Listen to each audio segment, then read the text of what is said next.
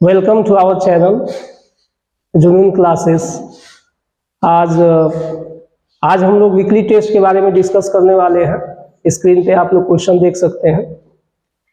तो वीडियो में कुछ डिले हुआ है, कुछ टेक्निकल प्रॉब्लम था, इसके वजह से। और हम लोग की पूरी टीम जो है इस पे काम कर रही है कि जो भी टेक्निकल जो फॉल्ट्स आ रहे हैं उसको दूर करें हम लोग। तो हम चाहेंगे कि आप लोग जो है हम लोगों से बने रहिए और कोशिश करेंगे कि प्रतिदिन जो है वीडियो अपलोड हो।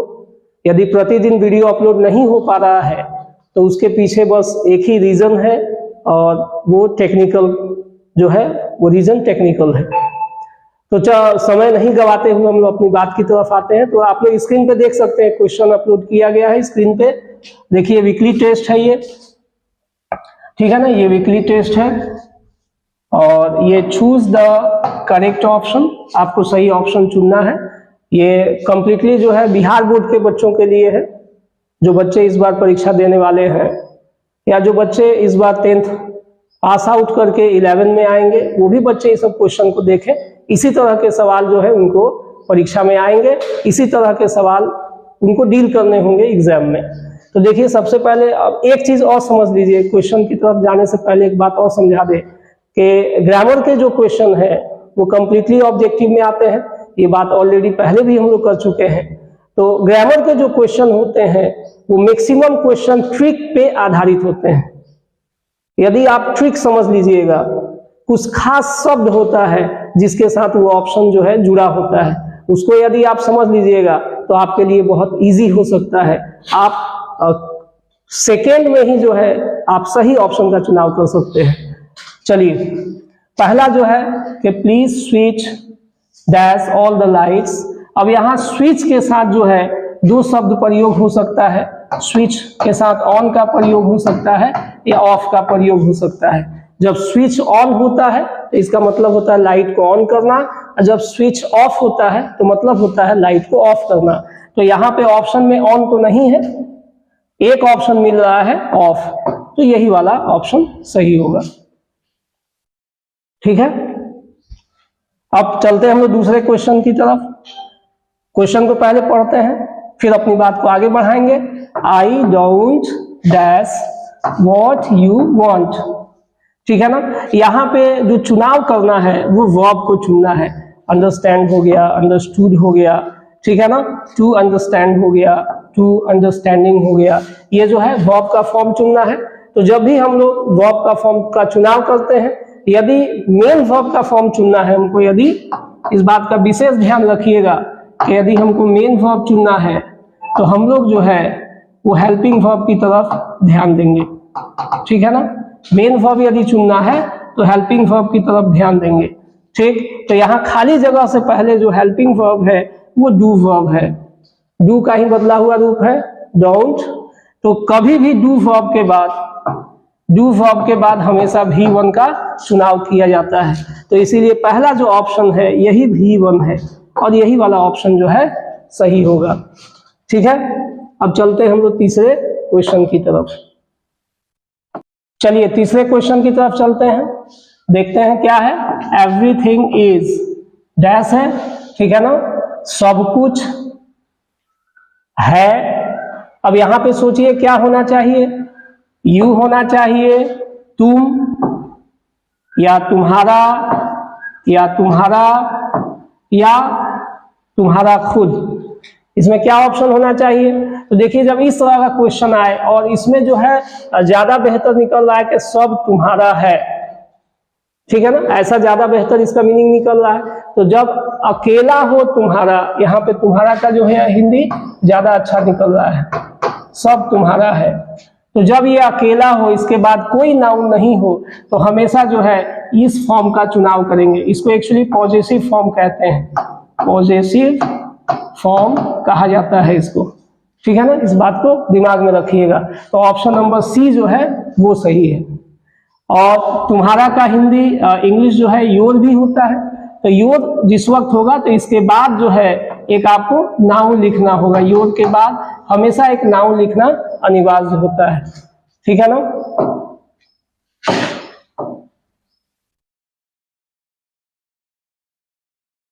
तो यहाँ पे जो ऑप्शन सही है वो सी नंबर है।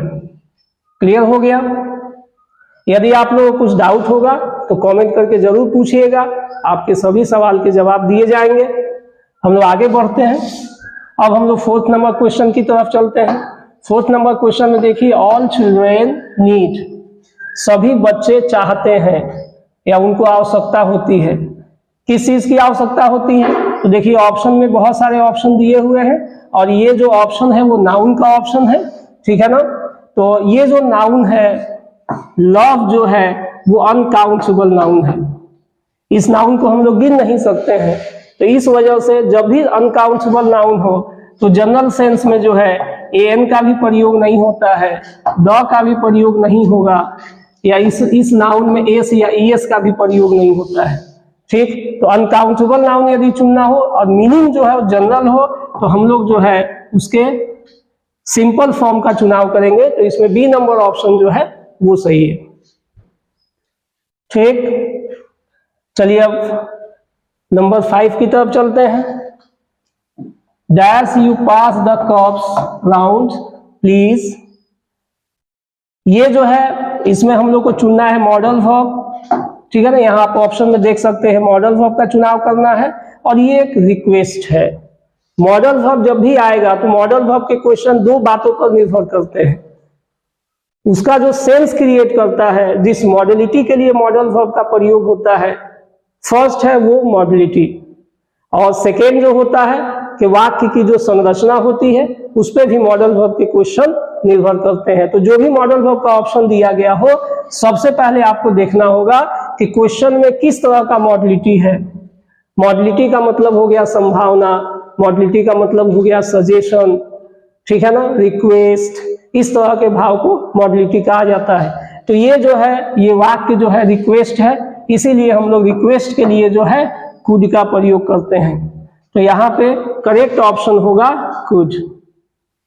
Could you pass the cups round please, तो यहाँ पे कुड होगा इसलिए क्योंकि ये रिक्वेस्ट है, रिक्वेस्ट है। चलिए अगला क्वेश्चन देखिए, क्वेश्चन नंबर 6। क्वेश्चन नंबर 6 जो है वो भी मॉडल वर्ब से ही जुड़ा हुआ क्वेश्चन है। तो you like another cup of T, ठीक है ना। अब हम लोग को समझना है कि देखिए जब वाक्य में लाइक शब्द का प्रयोग हो जाए, जब भी वाक्य में लाइक शब्द का प्रयोग हो, जब ऑप्शन में मॉडल वर्ब हो, तो जनरली हम लोग जो है लाइक के साथ वुड का चुनाव करते हैं। ये एक ट्रिक है, इस बात को ध्यान में रखिएगा कि जब क्वेश्चन में लाइक शब्द आ जाए, ठीक है, और ऑप्शन में जो है मॉडल वर्ब है, तो जनरली हम लोग जो है वुड का प्रयोग करते हैं, ठीक है। तो हम लोगों ने 6 नंबर क्वेश्चन भी समझ लिया। अब हम लोग के सामने 7 नंबर क्वेश्चन है। 7 नंबर क्वेश्चन देखिए स्क्रीन पे, my parents are dash, option में जो है नाउन दिया हुआ है। तो देखिए जब इस तरह की बात हो, जब इस तरह का बी वर्ब मध्य में हो और इधर जो है ये प्लूरल है ना, ये जो है बहुवचन है, प्लूरल है, ठीक। तो इसके अनुसार यहाँ पे जो कॉम्प्लीमेंट आएगा वो कॉम्प्लीमेंट भी प्लूरल होना चाहिए, और उस कॉम्प्लीमेंट के साथ जो है एन का भी प्रयोग नहीं हो सकता है, ठीक है ना। सिंपली जो होगा वो प्लूरल होना चाहिए। सिंगुलर का ऑप्शन हम लोग नहीं चुनाव करेंगे, इस वजह से 3 ऑप्शन इसमें कट जाएगा और एक ही ऑप्शन इसका सही होगा, डॉक्टर्स। कारण ये है कि यहाँ पे माता पिता दोनों की बात हो रही है, तो माता भी डॉक्टर है, पिताजी भी डॉक्टर है, तो 2 डॉक्टर होगा, इसलिए प्लूरल होगा। अब आते हैं हम लोग 8वें क्वेश्चन की तरफ, ठीक। तो देखिए 8वें क्वेश्चन में I like dash to music, ठीक है ना। ऑप्शन में जो है वर्ब दिया हुआ है, ठीक, ऑप्शन में वर्ब दिया हुआ है। तो लाइक के बाद जो है जनरली याद रखिएगा ऑप्शन में मेन वर्ब है, मेन वर्ब। लाइक के बाद जनरली जो है V4 का यूज किया जाता है, ये बात दिमाग में रखिएगा कि लाइक के बाद यदि जनरली ऑप्शन में एग्जाम में यदि वर्ब फॉर्म दिया हो, वो भी मेन वर्ब फॉर्म, तो हम लोग V4 का चुनाव करेंगे, ठीक है ना। तो ये था आपका 8 नंबर क्वेश्चन। अब अगले क्वेश्चन की तरफ चलते हैं। स्क्रीन पे देखिए, can a man run as dash as a horse, ठीक है ना। तो एज के बाद जो है खाली जगह है, उसके बाद जो है एक नाउन दिया हुआ है। तो एक फॉर्मूला है, एक स्ट्रक्चर है कि एज के बाद हम लोग पॉजिटिव डिग्री लिखते हैं और फिर जो है एज का प्रयोग करते हैं। तो ऑलरेडी एक एज जो है दे दिया है, यहाँ पे एक एज दे दिया है। तो ऑप्शन में अब देखिए कि पॉजिटिव डिग्री के साथ एज जिस ऑप्शन में लगाया होगा वही ऑप्शन जो है वो सही होगा। तो ये हो गया पॉजिटिव डिग्री और इसके साथ जो है एज लगाया हुआ है, इसीलिए ये ऑप्शन सही है। हम लोग जब चैप्टर की तरफ चलेंगे तो बताएंगे कि पॉजिटिव डिग्री आप कैसे पहचानिएगा, कंपैरेटिव डिग्री कैसे पहचानिएगा और सुपरलेटिव डिग्री कैसे पहचानिएगा। अब अगले क्वेश्चन की तरफ चलते हैं। क्वेश्चन नंबर 10 में आप देखिए, you look dash your sister. तो लुक के बाद यदि इस तरह का हो कि कंपेयर किया गया हो कि तुम अपनी बहन की तरह दिखाई देते हो, तो लुक के बाद जनरली जो है याद रखिएगा कि लुक के बाद हम लोग लाइक का प्रयोग करेंगे, ठीक है ना। लुक के बाद जो है लाइक का प्रयोग होगा इस तरह के वाक्य में। तो यहाँ पे लाइक किस ऑप्शन में है, तो फर्स्ट वाले में ही लाइक है, इसीलिए यही ऑप्शन जो है वो सही होगा। क्लियर है, यहाँ तक तो आप लोगों को कोई डाउट नहीं है। यदि डाउट होगा तो आप कमेंट सेक्शन में जरूर पूछिएगा। चलिए आगे बढ़ते हैं, हम लोग 11 नंबर क्वेश्चन की तरफ चलते हैं। I don't think he is dash the office. तो मुझे नहीं लगता है कि वह ऑफिस में है। ये हिंदी निकलना चाहिए, मुझे नहीं लगता है कि वह ऑफिस में है। जब इस तरह का ऑप्शन हो, इस तरह की बात हो, और देखिए ऑप्शन में जो है प्रीपोजिशन दिया गया है, तो इन द ऑफिस इसका हम लोग चुनाव करेंगे, ठीक है ना, in the office. Next question की तरफ चलते हैं। तो dash you feel hungry. Option हम लोग देख ले पहले क्या है। तो बी वर्ब का 2 ऑप्शन है और डू वर्ब का 2 ऑप्शन है। तो देखिए एक फॉर्मूला है, फिर हम लोग फॉर्मूला की तरफ आते हैं कि जो बी वर्ब होते हैं, बी वर्ब, उनके साथ हम लोग V4 का यूज करते हैं। बी वर्ब के बाद जब मुख्य क्रिया लिखेंगे तो V4 लिखेंगे, और डू वर्ब के बाद जब मुख्य क्रिया होता है तो V1 का प्रयोग करते हैं। तो यहाँ देखिए मुख्य क्रिया के रूप में, मेन वर्ब के रूप में फील का प्रयोग है, इसीलिए इस जगह पे डू का प्रयोग करना होगा। डू यू फील हैप्पी, ठीक है ना। तो यहाँ पे सी नंबर ऑप्शन जो है वो सही है। 13 नंबर क्वेश्चन में चलते हैं हम लोग। तो dash I open the window, ठीक। यहाँ पे जो है ये परमिशन मांगा जा रहा है या ऑफर भी दिया जा रहा है इस वाक्य में कि क्या मैं खिड़की खोल दूं। जब इस तरह का वाक्य हो तो हमेशा याद रखिएगा कि शैल का प्रयोग करना चाहिए, ठीक है ना। ऐसा वाक्य जिसमें हम किसी की मदद करना चाहते हैं और किसी से अनुमति भी ग्रहण कर रहे हैं तो हम लोग शैल का प्रयोग करते हैं। तो यहाँ पे सही ऑप्शन होगा शैल आई ओपन द विंडो, ठीक। अगले ऑप्शन की तरफ हम लोग चले, अगले क्वेश्चन की तरफ।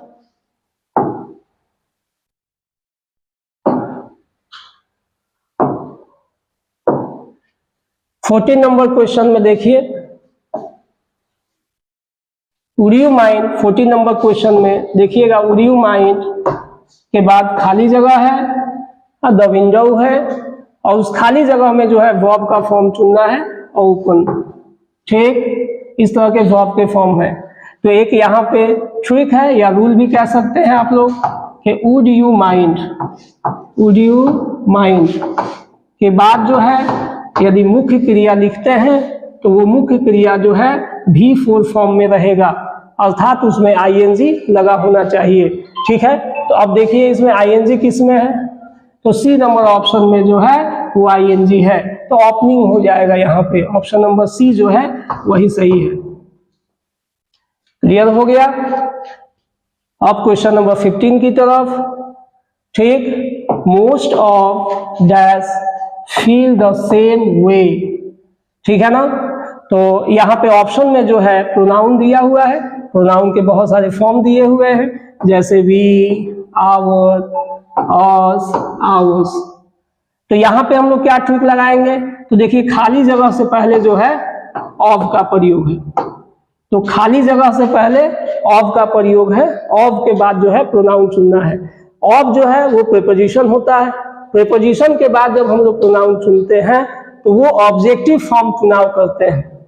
वी जो है ये सब्जेक्टिव फॉर्म है, ठीक है ना। ये आवर्स जो है वो पॉजेसिव फॉर्म है, अस जो है ये ऑब्जेक्टिव फॉर्म है, और आवर्स भी पॉजेसिव फॉर्म है। तो यहाँ पे ऑब्जेक्टिव फॉर्म का चुनाव होगा, इसीलिए ऑप्शन नंबर सी जो है वो सही है। ठीक है ना। तो मोस्ट ऑफ अस होगा।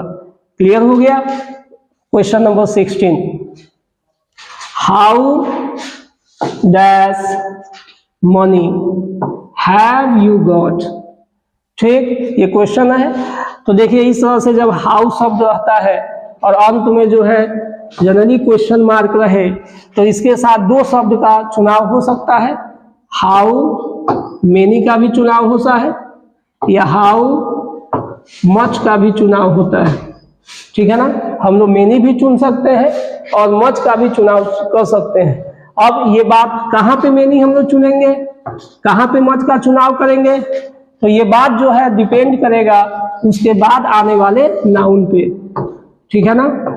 इसके बाद जो नाउन आ रहा है उस बात पे डिपेंड करेगा कि हमको मच लगाना है कि मेनी का प्रयोग करना है। तो अब हम लोग फोकस करेंगे इस नाउन पे जो खाली स्थान के बाद है। मनी जो है अंग्रेजी में अनकाउंटेबल होता है। इस बात को दिमाग में रखिएगा कि मनी शब्द जो है अंग्रेजी में अनकाउंटेबल होता है, इसीलिए यहाँ पे हाउ मच का चुनाव करना होगा। ठीक है ना। हाउ मच का चुनाव करना होगा। क्लियर हो गया ये बात। देखिए अब अगले क्वेश्चन की तरफ चलते हैं, क्वेश्चन नंबर 17 की तरफ। ठीक, देखिए यहां दिया हुआ है सी डैश टू अंडरस्टैंड। ठीक, इसमें भी हम लोग एक ट्रिक लगाएंगे, चूंकि ऑप्शन में जो है वो सभी ऑप्शन मॉडल वर्ब के हैं। तो क्वेश्चन नंबर 17 की तरफ चलते हैं।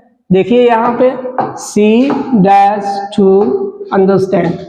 ठीक है ना। यहाँ पे भी हम लोग एक ट्रिक लगा सकते हैं, क्योंकि यहाँ पे ऑप्शन में आप देख सकते हैं कि मॉडल वर्ब दिया हुआ है, शुड है, ऑट टू है, ऑट है और ऑट नॉट है। ठीक है ना। तो हमको सबसे पहले ये देखना होगा कि किस मॉडल के बाद टू का प्रयोग होता है। तो शुड के बाद टू का प्रयोग नहीं होता है, ये कैंसिल हो गया। ऑट टू के बाद ऑलरेडी टू लग गया है, तो ये भी ऑप्शन कैंसिल हो गया। ठीक है ना। ऑट नॉट के बाद टू लग सकता है, तो यहाँ पे देखिए आप कि ऑट नॉट जो है वो ऑप्शन सही है कि ऑट वाला जो है ऑप्शन सही है। तो सी ऑट टू अंडरस्टैंड ये ज्यादा बेटर लग रहा है सुनने में, इसका मीनिंग जो है वो ज्यादा परफेक्ट हो रहा है, इसीलिए हम लोग ऑट का चुनाव करेंगे यहाँ पे। ठीक, क्वेश्चन नंबर 18 की तरफ। The synonym. सिनोनिम मतलब होता है परवाची शब्द। ठीक है ना। सेम मीनिंग का शब्द, सेम मीनिंग, सेम मीनिंग। तो ऐसा कोई शब्द जो एक दूसरे से मिलता हो मीनिंग में, जैसे सी का दूसरा कोई परवाची शब्द। ठीक, तो सी का लिसन भी नहीं होगा, सी का मीट भी नहीं होगा, यहाँ पे सी का हियर भी नहीं होगा, सी का लुक होगा। ठीक है ना। जनरल मीनिंग में सी का जो है बेस्ट ऑप्शन जो है वो लुक है, तो इसीलिए ये वाला ऑप्शन करेक्ट होगा, डी नंबर। अब हम लोग अगले क्वेश्चन की तरफ चलते हैं। एंटोनिम चुनना है, यानी कि विलोम शब्द चुनना है कोल्ड का। तो ऑप्शन में देखिए डॉटी भी नहीं हो सकता है कोल्ड का, अनविलिंग भी नहीं हो सकता है, विलिंग भी नहीं हो सकता है, ठीक है ना। तो कोल्ड का विपरीत शब्द है हॉट, इसीलिए हम लोग ए नंबर ऑप्शन जो है वो सही होगा। 20 नंबर क्वेश्चन की तरफ चलते हैं। तो choose the correct spelled word, इनमें से जो भी वर्ड सही स्पेलिंग है उसका चुनाव करना है। तो देखिए वर्ड जो है ऑप्शन में ग्रामर्स, ये वर्ड दिया हुआ है, आप देख सकते हैं कि पहला वाला जो स्पेलिंग है वो गलत है, इस जगह पे गलत है, सेकेंड स्पेलिंग भी गलत है, थर्ड स्पेलिंग जो है वो सही है, फोर्थ स्पेलिंग जो है ये भी गलत है, ठीक है ना। तो सी नंबर ऑप्शन सही होगा। 21 क्वेश्चन में जो है वो ट्रांसलेशन दिया हुआ है, ठीक। तो ट्रांसलेशन, इसमें हम लोग इस ट्रांसलेशन में वाक्य को तोड़ेंगे। बच्चे जो है वो सब्जेक्ट है, जाते हैं वर्ब है, घर जो है वो एडवर्बियल है, और विद्यालय से ये भी एडवर्बियल है, ठीक है ना। वर्ब में देखिए अंत में ता है ते है, ठीक है ना। तो जब अंत में ता है ते है होता है तो या तो V1 का चुनाव होगा, नहीं तो V5 का हम लोग चुनाव करते हैं, ठीक। तो बच्चे का चिल्ड्रेन, जाते हैं उसके बाद गो, होम, चिल्ड्रेन, गो, होम, विद्यालय से, फ्रॉम स्कूल, फ्रॉम स्कूल, ठीक है ना। Children go home from school, यहाँ गो के बाद टू नहीं लगेगा, क्योंकि होम से पहले जो है टू या टुवर्ड्स का यूज नहीं किया जाता है। अगला जो है वो भी देखिए 21 नंबर जो है, इसमें भी हम लोग क्या लगा हुआ है शुरू में, जब वाक्य में क्या लगा हो तो हेल्पिंग वर्ब जो है पहले आ जाता है, ठीक। खेलते हो, ये भी V1 या V5 यहाँ पे वर्ब में आएगा, क्लियर हो गया ना। V1 होगा या V5 होगा। तो जब भी V1 या V5 हो, ता है, ते है, तो है, ऐसा हो हिंदी के अंत में, वर्ब के अंत में, तो हम लोग डू या डज का चुनाव कर देते हैं शुरू में। तो यहाँ पे डू लगेगा, इसलिए कि सब्जेक्ट जो है यू है, ठीक है ना। खेलते हो वर्ब होगा, क्रिकेट ऑब्जेक्ट हो जाएगा। तो do you play cricket, question mark, question mark देना नहीं भूलिएगा, इसलिए क्वेश्चन मार्क यदि आप देना भूल जाते हैं तो वाक्य गलत हो जाएगा। 22 नंबर क्वेश्चन देखते हैं अब हम लोग। This paper is made dash bamboo. तो यहां पे कंसेप्ट ये है कि मेक के बाद ऑफ का भी प्रयोग होता है और मेक के बाद फ्रॉम का भी प्रयोग होता है, ठीक। ऑफ कब होगा, जिस चीज से यदि कोई वस्तु बनी हुई है वो वस्तु आसानी से पहचानी जाए, यदि जैसे कुर्सी यदि लकड़ी की बनी हुई है तो हम लोग देख के पहचान सकते हैं कि कुर्सी जो है वो लकड़ी की बनी हुई है, तो उसके लिए जो है हम लोग ऑफ का चुनाव करेंगे, ठीक है ना। तो इसके बाद ऐसी कोई वस्तु को लिखेंगे जिसको हम देख करके पहचान सकते हैं, लेकिन यदि हम वस्तु देख करके नहीं पहचान सकते हैं तो हम लोग फ्रॉम का प्रयोग करेंगे। तो अब देखिए पेपर जो है वो बांस से बना हुआ है, ये बात देख करके नहीं पहचाना जा सकता है, इस वजह से ए नंबर जो ऑप्शन है वही यहाँ पे सही होगा, यहाँ पे फ्रॉम होगा, फ्रॉम। क्लियर हो गया, ये था 22 नंबर। अब हम लोग 23 की तरफ चलते हैं। यहाँ पे भी ट्रांसलेशन है, ठीक, इसको भी तोड़ देंगे पहले। ये सब्जेक्ट हो गया, ये जो है WH वर्ड आ गया, रहते हैं ये वर्ब हो गया, रहते हैं में ता है, ते है, ती है, यानी कि V1 या V5, इसी का हम लोग चुनाव करेंगे, ठीक है ना। अब देखिए स्ट्रक्चर ये है इंग्लिश में कि जब कहाँ, क्यों, कैसे, ऐसे शब्द आ जाते हैं तो उन शब्दों के लिए WH वर्ड जो होता है वो सबसे फर्स्ट में आएगा। उसके बाद हेल्पिंग वर्ब होगा, सब्जेक्ट होगा, मेन वर्ब होगा, बाकी चीजें होंगी। इस तरह से वाक्य को हम लोग सजाते हैं। ठीक, तो यहाँ पे भी कहाँ का वेयर हो जाएगा, वेयर। और जब रहता है, ते है, होता है, तो क्वेश्चन वाक्य में डू या डज का यूज करते हैं। तो do they, where do they live, ये इसका सही आंसर होगा। क्लियर हो गया ये बात। क्वेश्चन नंबर 24 में देखिए, ये सभी पुस्तकें उपयोगी है, ये सभी पुस्तकें, ये सब्जेक्ट हो गया, है हो गया वर्ब, उपयोगी जो है वो कंप्लीमेंट हो गया। ठीक, इसको हम लोग इस क्रम में सजा देंगे, सब्जेक्ट वर्ब कंप्लीमेंट के क्रम में। तो ये सभी पुस्तकें, ऑल दीज बुक्स, ठीक है ना, ये सभी पुस्तकों को हम लोग ऑल दीज बुक्स के क्रम में सजाएंगे, न कि दीज ऑल बुक्स।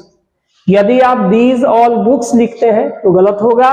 इंग्लिश का एक स्पेशल पैटर्न होता है इन सब चीजों पे। तो ऑल दीज बुक्स वर्ब देंगे, आर यूजफुल। क्लियर हो गया। तो आज हम लोग इस वीडियो में हम लोग इस क्वेश्चन को यहां तक डिस्कस किए। अब अगले वीडियो में जो है बाकी क्वेश्चन को हम लोग डिस्कस करेंगे, और हम लोग की कोशिश रहेगी, हम लोग के पूरे टीम की कोशिश रहेगी कि हर रोज जो है वीडियो हम लोग अपलोड करें। आप लोग बस हम लोग से जुड़े रहिए, हम लोग का हौसला अफजाई कीजिए। Thank you.